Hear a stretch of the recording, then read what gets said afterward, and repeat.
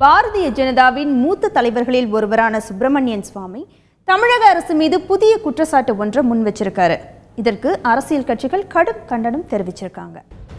சில தினங்களுக்கு முன்பு தமிழக மீனவர்களின் படகுகள் பறிமுதல் செய்வது குறித்து பாரதிய ஜனதாவின் மூத்த தலைவர்களில் ஒருவரான சுப்பிரமணியன் சுவாமி தெரிவித்த கருத்துக்கு தமிழகத்தில் கடும் எதிர்ப்பு கிளம்பிய நிலையில் தற்போது தமிழக அரசு மீது புதிய குற்றச்சாட்டு ஒன்றை முன்வைத்துள்ளார். தமது ட்விட்டர் பக்கத்தில் கருத்து ஒன்றை தெரிவித்துள்ள அவர் அதில் முதலமைச்சர் ஜெயலலிதா தலைமையிலான தமிழக அரசு தீவிரவாதிகளின் நண்பனாக விளங்குவதாக கூறியுள்ளார். விடுதலை புலிகள் இயக்கத்தை சேர்ந்த திலீபன் நினைவு கூட்டம் சமீபத்தில் சென்னையில் நடைபெற்றதை அவர் சுட்டிக்காட்டியுள்ளார். அந்த கூட்டத்திற்கு போலீசார் அனுமதி அளித்ததால் தான் தாம் தமிழக அரசை தீவிரவாதிகளின் நண்பன் என கூறியதாக சுப்பிரமணியன் சுவாமி அதில் குறிப்பிட்டுள்ளார். மத்திய அரசுக்கும் தமிழக அரசுக்கும் இணக்கமான உறவு மலரும் சூழ்நிலையில் சுப்பிரமணியன் சுவாமியின் கருத்து அரசு வட்டாரத்திலும் அரசியல் வட்டாரத்திலும் பரபரப்பை ஏற்படுத்தியுள்ளது. சுப்பிரமணிய சுவாமியின் இந்த கருத்துக்கு அரசியல் கட்சிகள் கடும் கண்டனம் தெரிவித்துள்ளன. ராஜபக்சேவுக்கு பல்வேறு விவகாரங்களில் நெருக்கடி கொடுத்து வரும் முதலமைச்சருக்கு நெருக்கடி கொடுக்கும் முயற்சியில் சுப்பிரமணியன் சுவாமி ஈடுபட்டுள்ளதாக நாம் தமிழர் கட்சியின் ஒருங்கிணைப்பாளர் சீமான் கூறியுள்ளார். சிங்கள அமைச்சர் போல அவரது நடவடிக்கைகள் இருப்பதாகவும் சீமான் குற்றஞ்சாட்டியுள்ளார். திலீபன் அவர்களுடைய நினைவை தமிழ்நாட்டுக்குள்ள அனுசரிக்கிறது இன்னைக்கு நேற்று இல்லை, அது நீண்ட காலமாக நடந்து வருது. இப்போ திடீர்னு இந்த மாதிரி சொல்ல வேண்டிய தேவை சுப்பிரமணிய சாமிக்கு ஏன் ஏற்படுதுன்னா, அவர் ஒரு சிங்கள அமைச்சர் போல், ஒரு சிங்கள வெளியுறவுத்துறை அமைச்சர் போல் அவர் செயல்படுறாரு. இப்போ இதனால் இப்போ ஏன் இந்த நெருக்கடியை இந்த அரசுக்கு இது கொடுக்க வேண்டியது வருது அப்படின்னா, இவ்வளோ காலம் இல்லாமல் இப்போ நீங்கள் எல்லா வழியிலையும் இலங்கை அரசுக்கு நெருக்கடியாக இருக்கிற ஒரு அதிகார வலிமையில் இருக்கிற ஒரு பெரிய தலைவராக இருக்கிறது அம்மையார் ஜெயலலிதா அவர்கள்.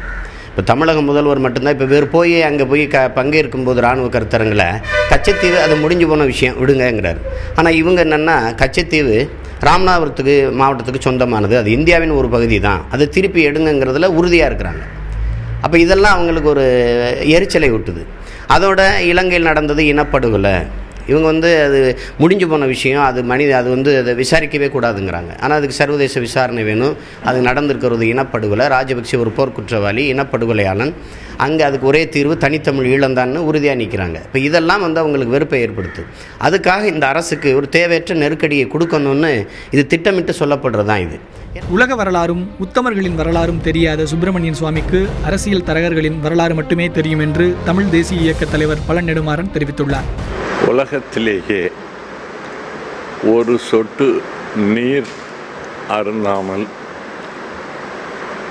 13 நாட்கள் உண்ணா நோன்பிருந்து உயிர் தியாகம் செய்தவர் திலீபன்.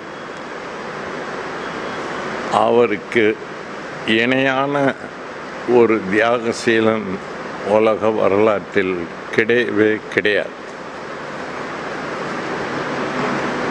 அத்தகைய திலீபனை கொச்சைப்படுத்தும் வகையில் இன்றைக்கு சுப்பிரமணிய சாமி பேசியிருப்பதை நான் வன்மையாக கண்டிக்கிறேன். உலக வரலாறும் தெரியாது, உத்தமர்களின் வரலாறும் சுப்பிரமணிய சாமிக்கு தெரியாது. அரசியல் தரகர்களின் வரலாறு மட்டுமே அவர் அறிந்தவர், வேறு எதுவும் அவருக்கு தெரியாது. சமத்துவ மக்கள் கட்சி தலைவர் சரத்குமார் வெளியிட்டுள்ள அறிக்கையில் ராஜபக்சேவை திருப்திப்படுத்துவதற்காக இதுபோன்ற கருத்துக்களை சுப்பிரமணிய சுவாமி வெளியிடுவதாக குற்றஞ்சாட்டினார். ட்விட்டர் இணையதளத்தில் வெளியிட்டுள்ள கருத்தை சுப்பிரமணிய சுவாமி உடனடியாக திரும்ப பெற வேண்டும் எனவும் சரத்குமார் வலியுறுத்தியுள்ளார்.